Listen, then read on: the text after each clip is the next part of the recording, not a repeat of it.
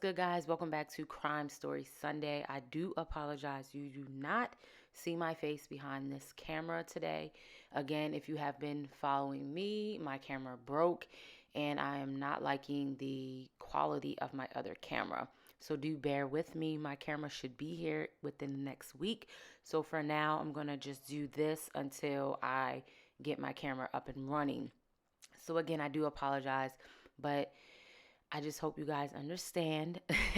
I like things a certain way, and no, it doesn't have to be perfect, but I just like things a certain way. So I do apologize again for that, and I do apologize for not uploading on Monday.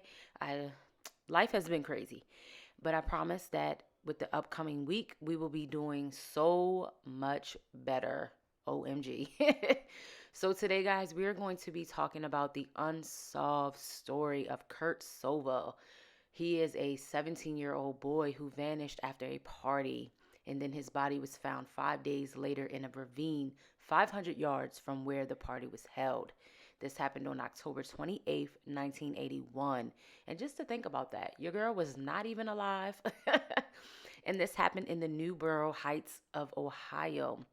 So strange that I've been finding a lot of cases happening in Ohio, California, Maryland, New York. I feel like those are like the top areas that I've been finding in my search. But I really wanted to talk about this story because there is just something I was fascinated about it. I was fascinated because it has not been solved. And this happened in 1981, and I thought this would be a great thing for us to discuss. So, pretty much, Kurt Sova was at a party. And like stated before, he disappeared. And it's so crazy because he had scratches and bruises on his body, but he had no signs of injuries. He had one tennis shoe that was found in a nearby pile of rocks, and the other shoe was missing. Several hours later, he was identified as the 17-year-old Kurt Sova. An autopsy revealed that Kurt had died no more than a day and a half before his body was found. Yet his parents had reported him missing just 5 days earlier. Where was he in those 5 days, and how did he die? That is the question that many have asked, but no one knows. So we're going to tap into his case, and we're going to figure out what we think happened to Kurt. So Kurt lived with his parents in a quiet neighborhood. He was the youngest of four boys, and he was the closest to his parents. That's so sad because I was really close with my parents. I was about to say a lot of my parents, but I was really close with like my grandmom and parents. And, losing them was really hard. But this isn't about me. So let's talk about Kurt. So, a lot of people have stated that he was never the troubled teenager. He was a pretty good person. He never got in trouble in school, and he had no trouble with the police.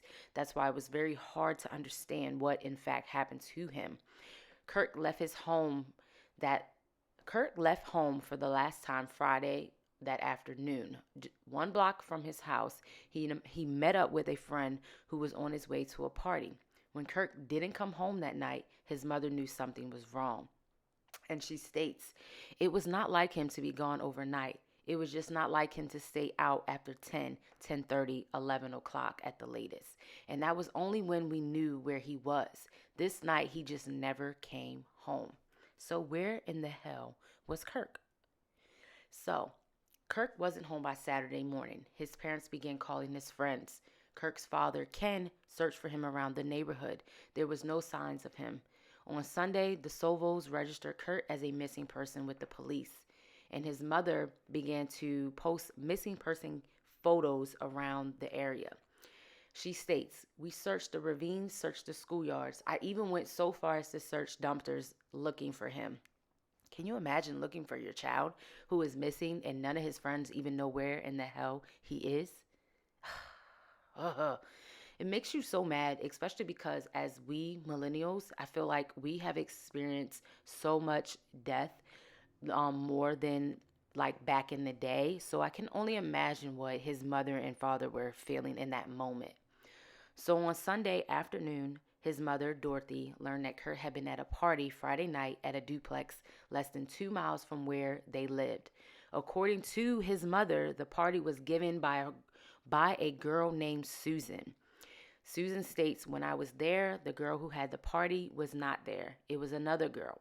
When the girl returned home, they had rented that apartment.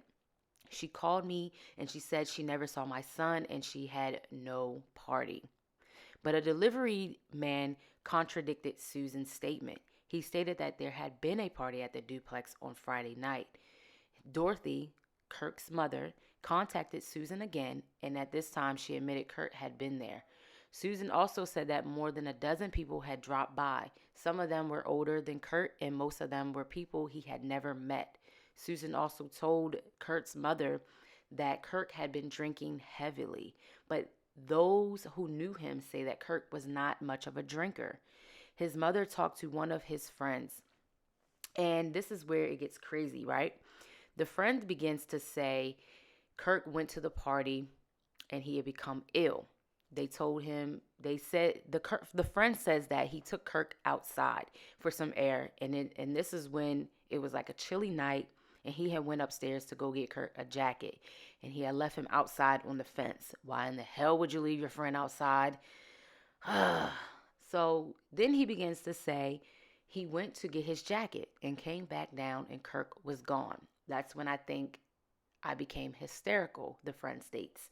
My God, something happened to him at that party or in between the party and home. Only I didn't in my wildest dreams expect him to turn up dead. 5 days after the party, Kirk's body was found in a ravine just 500 yards from Susan's duplex. And you know what's even crazy? And I know I say this a lot in most of my videos, but if you have never been left outside of something, anything can happen to you. And I think people don't take in like the seriousness of when a person is drunk, and they don't take in the simple fact that anything can happen to you in that given moment. So the police then began to search that area for clues because, of course, the friends state that this is where the party was held, and then this is where Kirk was last seen. So they end up finding Kirk's shoe. It was wedged into some nearby rocks. And then this is what's even crazier, right? So his body was taken to the coroner's office for an autopsy, but it was determined that he had died only 24 to 36 hours before his body was found, which meant he had been alive for at least 3 days after he left the party. Can you imagine being alive for 3 days and no one can find you? But what's even stranger is, if you guys remember what I just previously said, didn't his mother search a ravine? So was someone holding his body or had him before he died and then placed his body there? Makes you wonder, right?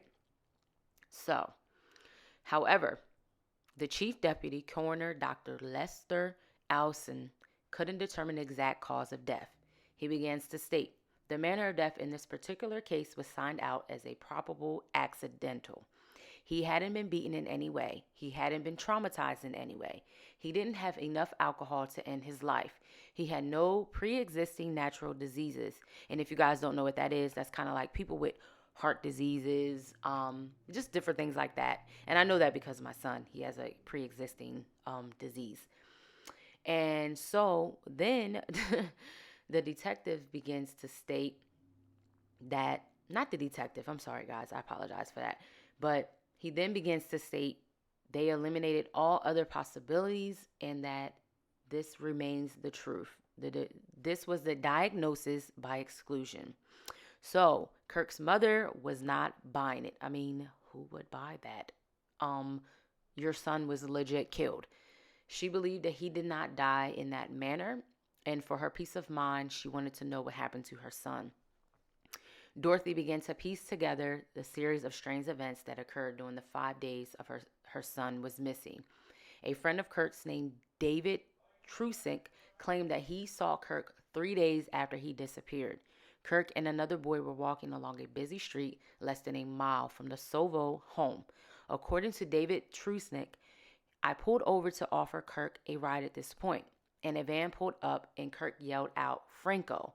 They both ran over to the van and they got in. I didn't know Kirk was missing. If I would have known he was missing, there would probably have been something I could have done. I could have followed the van, but I didn't know.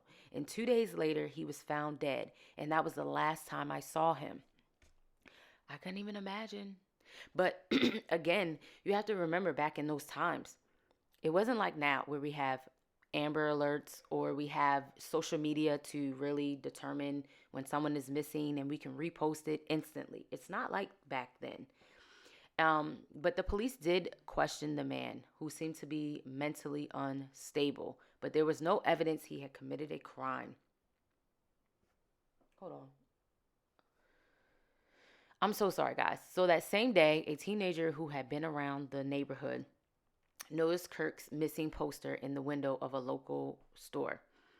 He told the store manager that he might as well take the poster down because the person on it would be found dead in 2 days.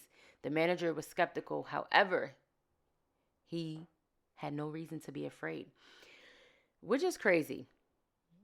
But again, these are the times that they were living in back then.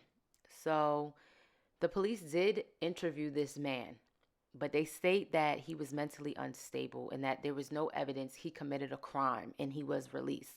By the time Kirk was found dead, the man had disappeared, but there would be another lead.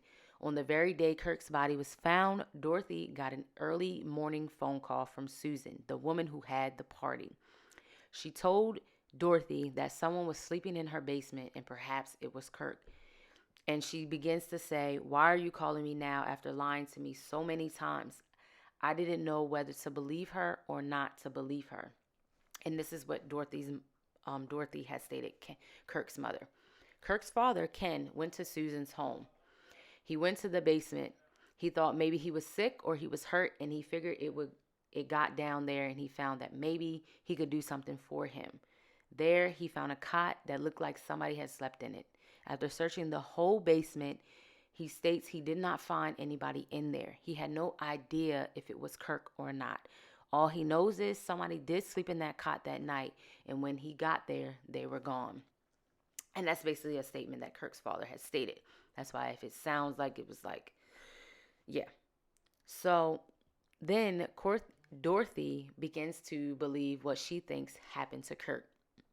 She says, "I think Kirk was there at Susan's home. I think he was already dead in that cot, but I think they panicked and got rid of his body in that ravine." It would kind of make sense when you think about it, because he was missing for 5 days and he was alive for what the coroner said over 24 to 36 hours, so about a 2 to 3 day time frame. So it would make kind of sense, maybe he passed out from drinking, but I really don't know. So Dorothy and Ken, the father, the parents, of course, they're certain on one thing. 24 hours before his body was found, Kirk was not in the ravine. And I said that too, because if you think about it, they checked the ravine and Kirk was not there. Ken begins to say that he had carefully searched there and found nothing. He also states that that was the day he was searching and they must have dumped him off that evening. He states he looks around and he is sure that if Kurt was down there, he would have noticed that bright yellow t-shirt that he had on. So, at this time, his death is unsolved. But you know what's even stranger? 3 months after Kurt died, the mysterious of his death intensified. The body of Eugene Kervick, a boy Kurt used to know, was found in another ravine on the same street, just 2.5 miles from where Kirk's body was discovered. Both boys had been missing for a few days before they died, and Eugene's right shoe was never found. This case is still open and classified as a probable accident. New investigators assigned to the case are hopeful they can determine how Kirk died. And that is pretty much Kirk's story. So I want to read you guys some of the not anonymous, but some comments that people are stating they think happened to him. So one person states, "They said he wasn't drunk enough to perish from alcohol. So my best guess is that the person who killed him used a drug so that could be undetectable after death. They said he also had bruises and scratches, but did they check for puncture wounds? He went willingly with that person in the white van. So they might have gave him the drug then and dumped his body and took his shoe as a trophy or hid it because the substance was on it. It could be it could have been a tranquilizer or sedative that they gave him. That is true. That could be definitely true. But also someone also states that they think maybe they should have went with a different medical examiner, and I think so too. I think they should have got a second opinion because what do you mean there was nothing, like it was an accident? How the hell do you get an accident from that? That makes no sense to me. One person states that this story still haunts them, and they have three questions. How long did it take to run upstairs and grab a jacket? I ask this because I wonder just as far an intoxicated teen would wander in that particular time frame. I said that. I said that because I know firsthand, because I've been through an experience where I was left outside a club. And when you're drunk and you're unsure where the hell you are not leaving and wandering off. You're so scared, you're trying to wait for your friend. So to me, that doesn't make any type of sense. So then he asks us again, he said, could someone point me to where Franco has his name revealed? Not really sure what that means, but they don't really have the name in this article that I'm reading from. And the third question is, what were the weather conditions?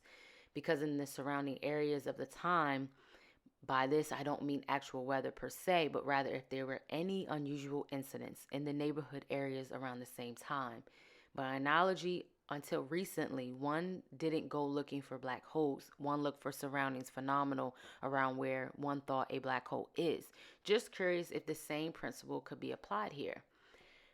Honestly, I don't know about that one, but I think there's a lot of key areas, like someone else stated, him being drunk outside, two, the friend seeing him, maybe he knows a little bit more than what he has given, and then three, whoever this Franco person is in this with this white van. I wonder if police looked into that, because then that would probably help. I don't know. I don't know. What do you guys think happened to Kurt Sova? It's really a shame because he was only 17 years old, and then to have someone else who was practically the same age as him die very similar. I don't know, but I do wonder if maybe he did but that's the thing, because the coroner or medical examiner states that he didn't have enough alcohol in his system to perish. But maybe, just maybe, there was. I mean, this is like 1980. Like, how advanced was technology back then? I I don't know. I really don't.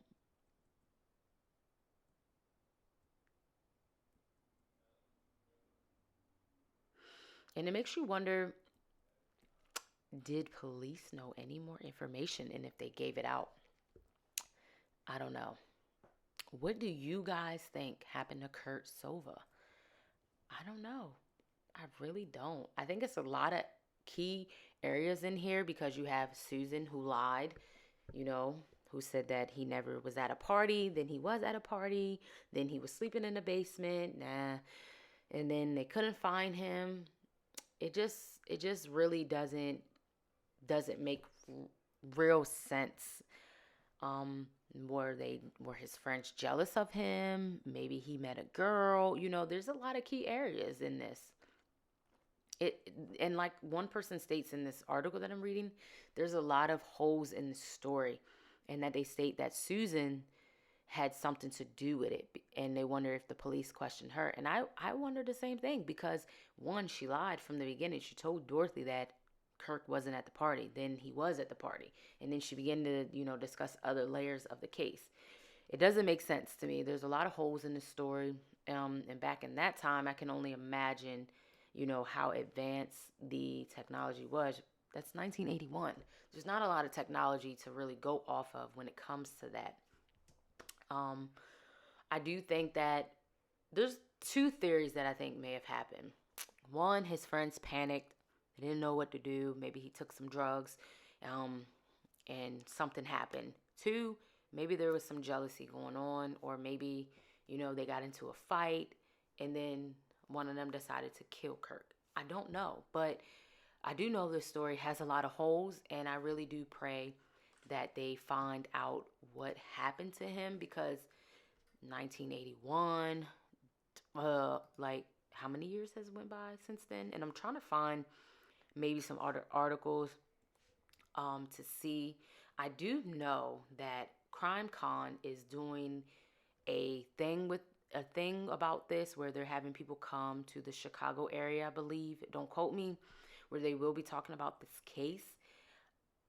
But I'm really not too sure about that. I think that's really great. If you guys know about CrimeCon, let me know below, because that's where I got some of my information from. Um,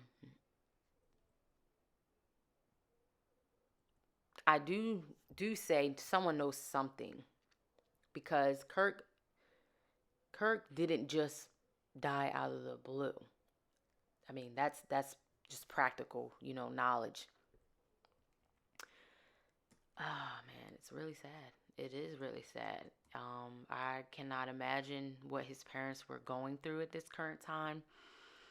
I'm trying to find something. I'm really trying to find.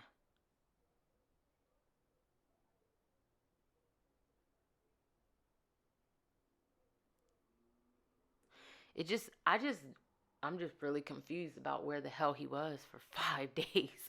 I think that for me is really throwing me off, because he was missing for 5 days, and then he didn't die until about 2 to 3 days. So yeah, I really do hope his case gets solved though.